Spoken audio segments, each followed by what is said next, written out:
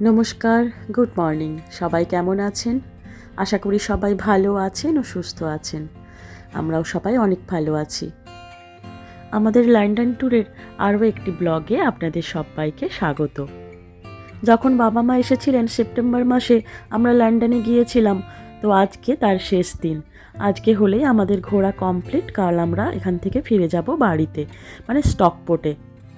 Scotland, Wales বা ম্যানচেস্টারের তুলনায় লন্ডনের টেম্পারেচারটা একটু বেশি থাকে, মোটামুটি 2 ডিগ্রি মতো টেম্পারেচার তো বেশি থাকেই। তবে আজকে সকাল থেকে মারাত্মক রকমের ঠান্ডা হাওয়া হচ্ছে, আর বৃষ্টির প্রেডিকশনও আজকে রয়েছে। এখন ওই 11টা মতো বাজে, আমরা খাওয়া দাওয়া করে বেরিয়ে পড়েছি। চলে এসেছি এলভারসান রোড স্টেশনে। এখান থেকে উঠব টিউবে। লন্ডনের এই টিউব সার্ভিস ভীষণ রকম ভালো। এই কয়েকদিন আমরা ঘুরছি, কোনো রকম অসুবিধেই হচ্ছে না। মোটামুটি 2 মিনিট ছাড়া ছাড়াই টিউবগুলো থাকে। কোনো কারণে যদি একটা মিস হয়ে যায়, একটু ওয়েট করলেই পাওয়া যায়। আর টিউবে ওঠার জন্য টিকিট আপনাকে নিজেকেই কাটতে হবে। স্টেশনে ঢোকার মুখেই রয়েছে এই টিকিট কাটার মেশিন।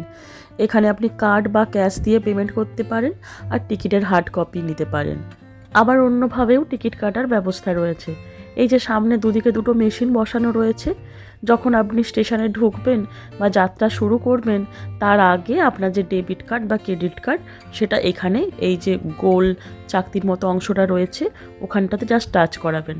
তাহলেই অটোমেটিক আপনার ফার্স্ট যে রাইড, তার জন্য টাকা কেটে নেবে।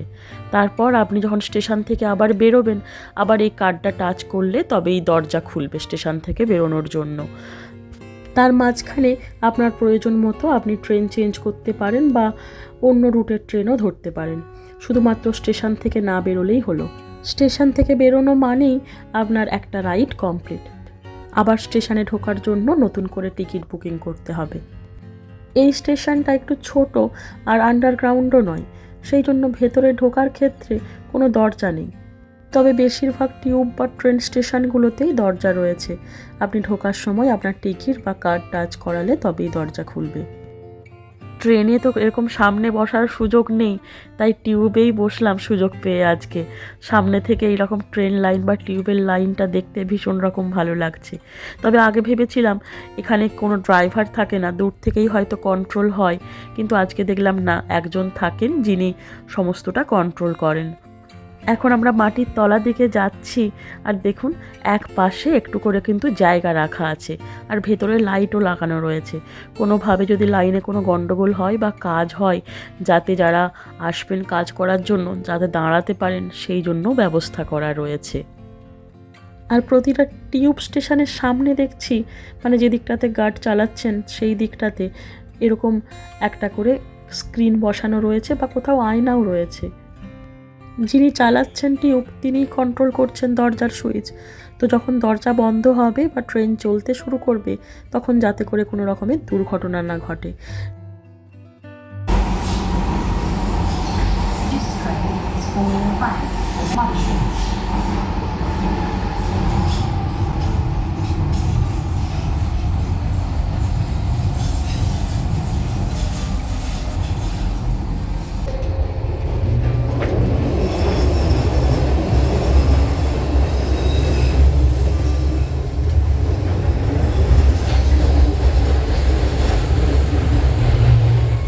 এলভারসন রোড থেকে টিউবে করে আমরা নেমেছি ক্যানারি ওয়ার্ফের ডিএলআর লাইনের স্টেশনে।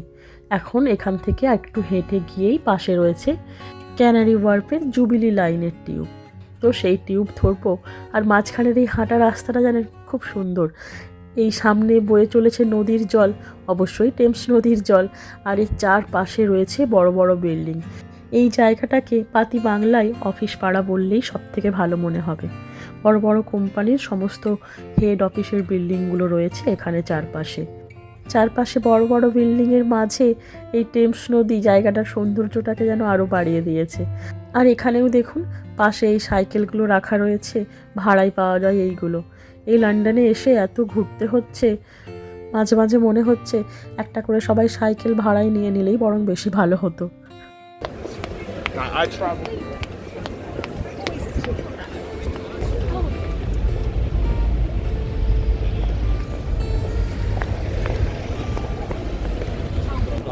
এটা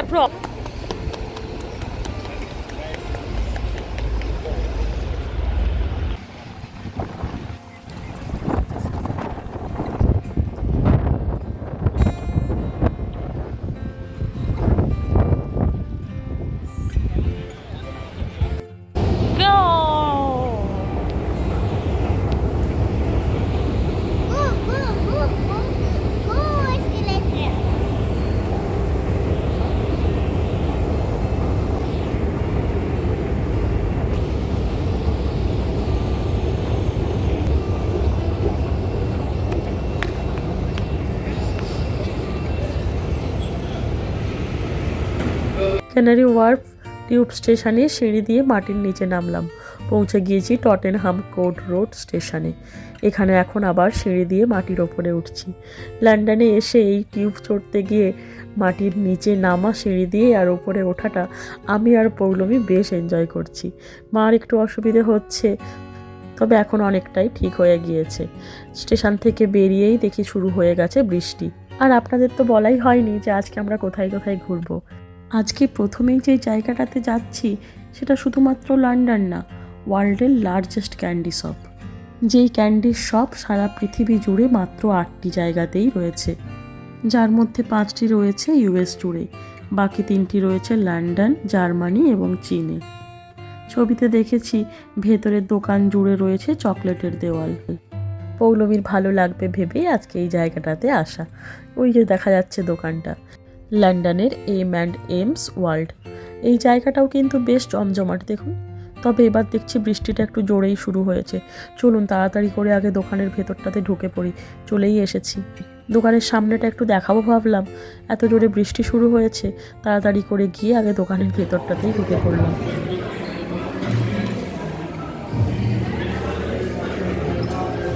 মামা দেখেছিস?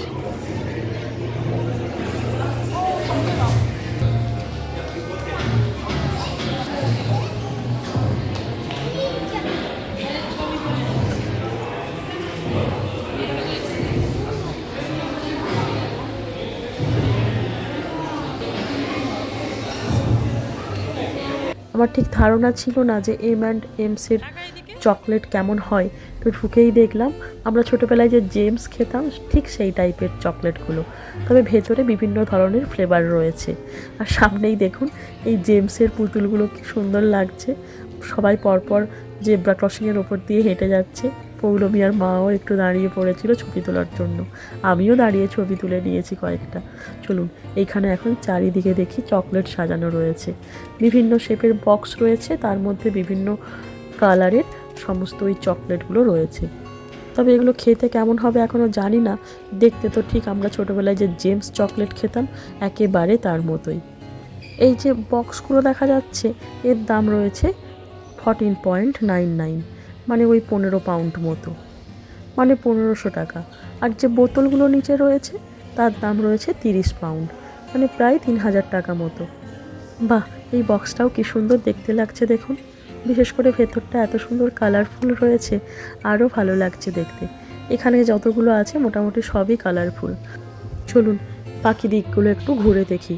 তবে এখনও পর্যন্ত চকলেটের দেওয়াল কোথাও দেখতে পাইনি, তবে এর ওপরে আর নিচেও একটা করে ফ্লোর রয়েছে। এইখানেও বিভিন্ন শেপের বক্স রয়েছে, কিছু কাপ রয়েছে। আর আমরা যখন গিয়েছিলাম তার কিছুদিন পরই ছিল হ্যালোইন, সেই জন্য হ্যালোইন শেপেরও বিভিন্ন ধরনের বক্স রয়েছে, আর সেই অনুযায়ী কালারফুল চকলেটও ভেতরে রাখা রয়েছে দেখুন। শুধু যে এখানে চকলেট পাওয়া যাচ্ছে তা কিন্তু না, M&M's-এর লোগো লাগানো ড্রেসও রয়েছে। বড়দের বাচ্চাদের বিভিন্ন ধরনের ড্রেস, ক্যাপ, সানগ্লাস সব কিছুই রয়েছে। কোয়ালিটিও ভালো, তবে দামটাও একটু বেশি রয়েছে এই দোকানগুলোতে জামা কাপড়ের। আর আমার সবথেকে ভালো লাগছে এই বক্সগুলোকে দেখতে, এত সুন্দর সুন্দর শেপে রয়েছে।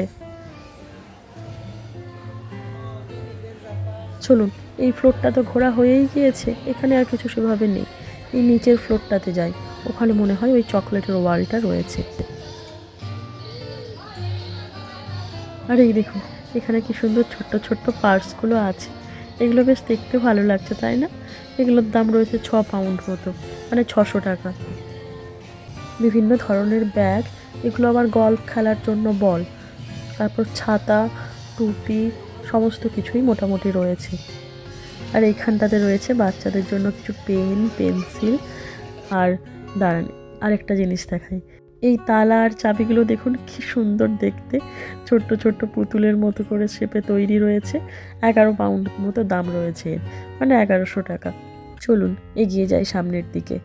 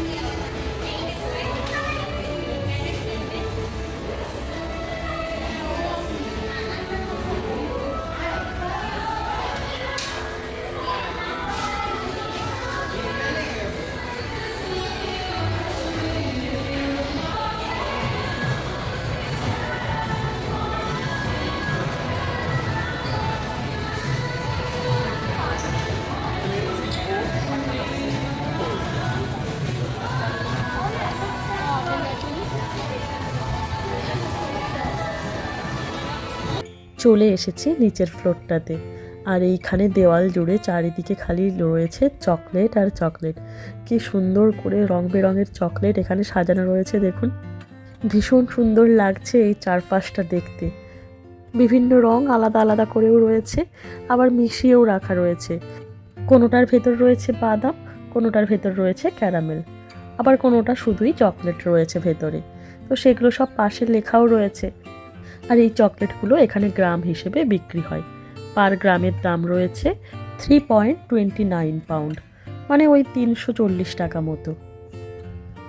আপনি আপনার পছন্দ মতো চকলেট নিজেই বেছে নিতে পারেন। তার জন্য পাশে পাশে প্যাকেট রাখা রয়েছে, আবার প্লাস্টিকের কৌটোও রাখা রয়েছে। তো আমি আর পৌলমী এখন চকলেট কালেকশন করার কাজে লেগে পড়েছি। যেই যেই রঙটা ভালো লাগছে সেগুলো বেছে বেছে একটু একটু করে নিচ্ছি সব।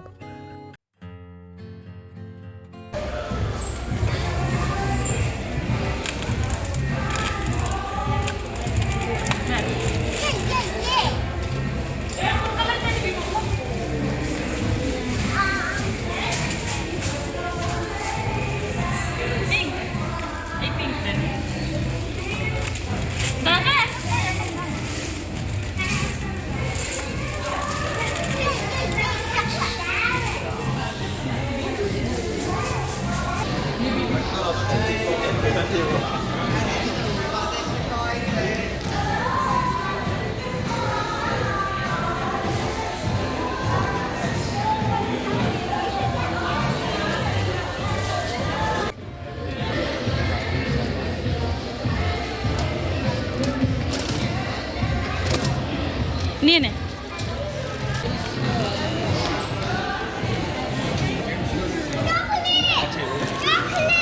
কোন রংটা নেবেন এবার? নে।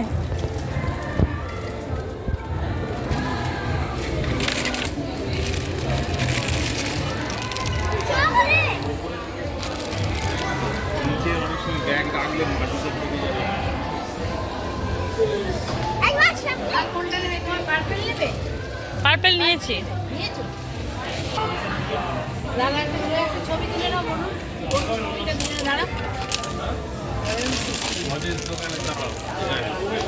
আমরা মোটামুটি বেছে বেছে সব রকম রং একটু একটু করে নিয়েছি। 500 গ্রামের কাছাকাছি মনে হয় হয়ে যাবে, কারণ যেগুলোতে বাদাম রয়েছে সেগুলো একটু বেশ ভারীই রয়েছে। এখন পৌলমী প্যাকেট ধরে দাঁড়িয়েছে পোজ দেওয়ার জন্য।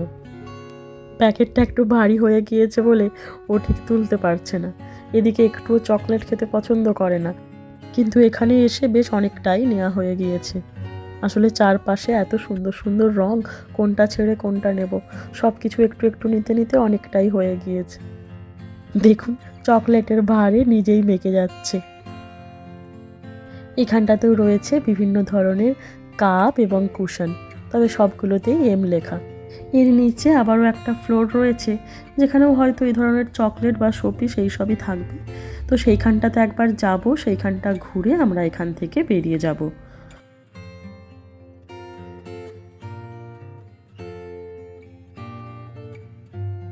আমরা চলে এসেছি নিচের ফ্লোরটাতে। ওপরে যেমন চকলেটের দেওয়াল রয়েছে, এখানেও একই রকমভাবে চকলেট সাজানো রয়েছে। তবে এখানে চকলেটের পরিমাণটা একটু কম রয়েছে, আর ভিড়টাও এখানে কম। ওপরে যেখানে প্রথমে গিয়েছিলাম সেখানে যেহেতু আমরা চকলেট নিয়েছি অনেকগুলোই, এখানে তাই আর নিলাম না। একটা একটা করে নিয়ে সবাই খালি টেস্ট করছি। তবে দেখতে ভারী সুন্দর লাগছে, দেখলেই মনে হচ্ছে আবার একটু করে ওই লকটা খুলে নিয়ে নিই। যেই লকটা খুলবো অমনি ঝুরঝুর করে কি সুন্দর পড়ছে চকলেটগুলো। তবে যদি কারো ভুল করে বেশি নেওয়া হয়ে যায়, যেখান থেকে নিচ্ছি তার নিচের দিকে অনেকগুলো হোল রয়েছে, আপনি ওখানে ঢেলে দিতে পারেন। এখানে আর বিশেষ কিছু নেই, ওপরে যা কিছু দেখেছি দেখলাম প্রায় একই রকমই সব আছে এখানেও।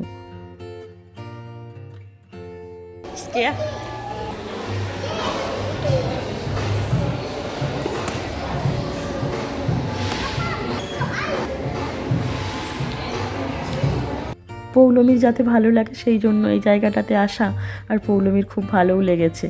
বিশেষ করে চারিদিকে চকলেটের এই দেওয়াল আর এই পুতুলগুলোকে দেখেও বেশ ভালো লেগেছে ওর।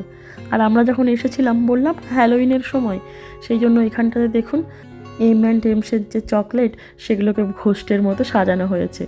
আর এখানেও একটা শ্যাডো ফেলা হয়েছে, দেখুন বেশ ভালো লাগছে দেখতে।